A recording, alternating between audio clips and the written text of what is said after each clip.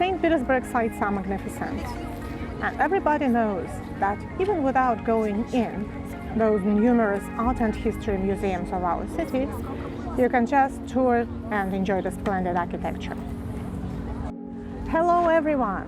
Today we are going to have a look at St. Petersburg's top 7 famous and picturesque sites. And attraction number 7 on our list is St. Michael's Castle.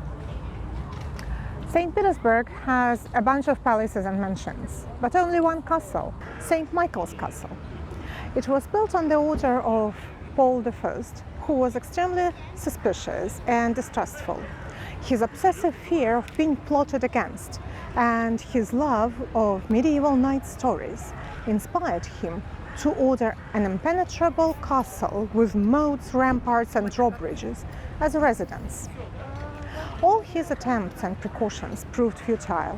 He was assassinated in this very castle in his own bedroom. Now the castle belongs to the Russian Museum, but even without going inside, you can see a dozen of interesting things around.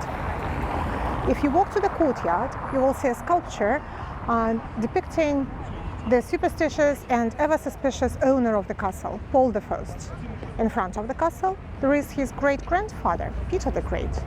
And there are a few gardens, including the summer garden, around it.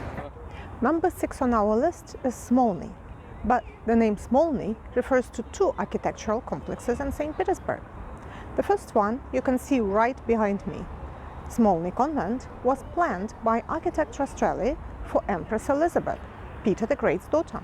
The second complex with the same name, Smolny, was constructed by architect Quarengi in classical style. It used to house the boarding school for girls from noble families established by Catherine the Great.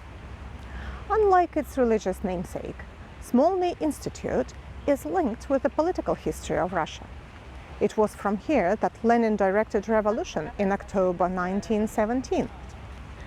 Throughout the Soviet days, the Smolny served as the Communist Party headquarters in Leningrad, and now it's the seat of the governor and the local authorities.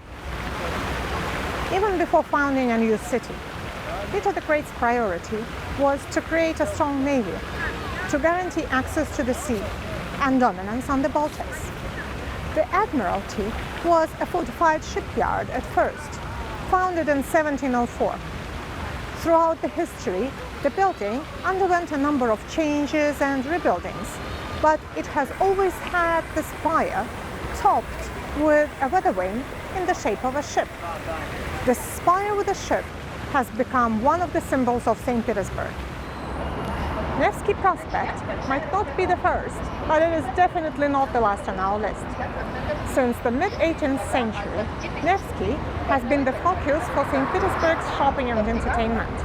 It has a wide range of cafes, restaurants and bars, 3 historic shopping malls, and a profusion of sites of historic and architectural interest. Nevsky is quite long. It is 4.5 kilometers.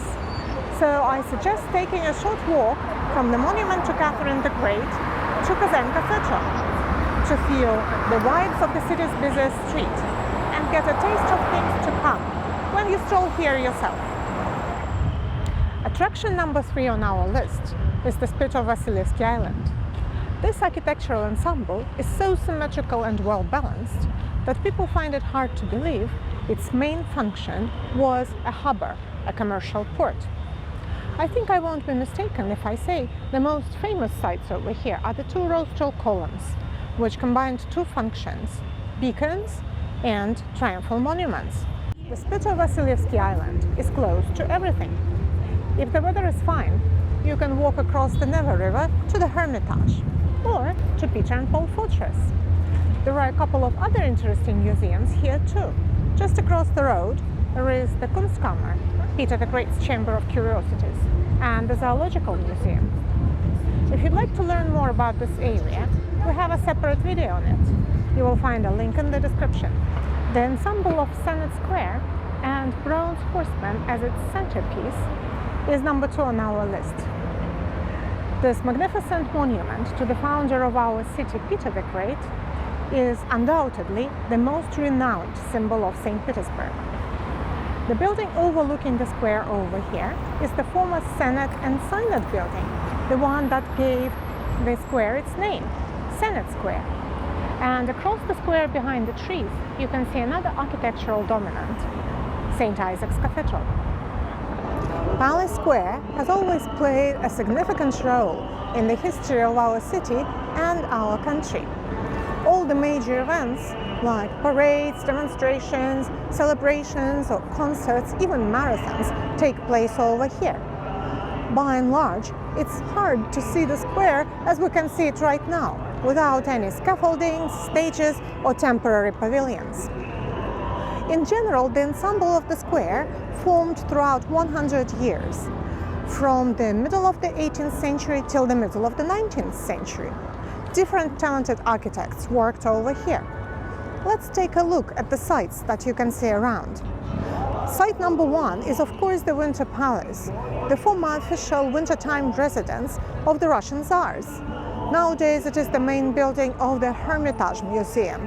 The other Hermitage buildings are located behind it. Across the square you can see the General Staff building with the arch dedicated to the victories over Napoleon. Part of the General Staff building also belongs to the Hermitage now and houses the collections of Impressionists and Post-Impressionists. And one more triumphal monument that you can see over here is the Alexander Column. It is also dedicated to the victories over Napoleon. And once you come over here, I suggest taking a walk a little bit further because there are other things that you can see around the square too. If you walk along the Winter Palace, round the corner, in the passage between the Winter Palace and the small Hermitage, you can see a unique sign, attention, cats.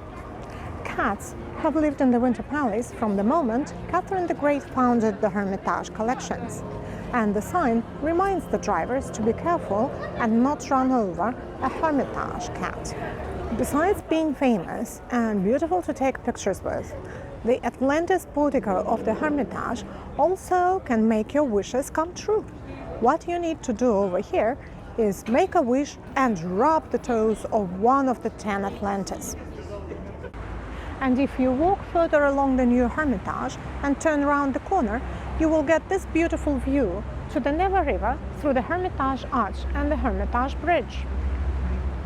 Of course, St. Petersburg is not only the attractions I've mentioned in this video. There are a lot more things to see, visit and do over here.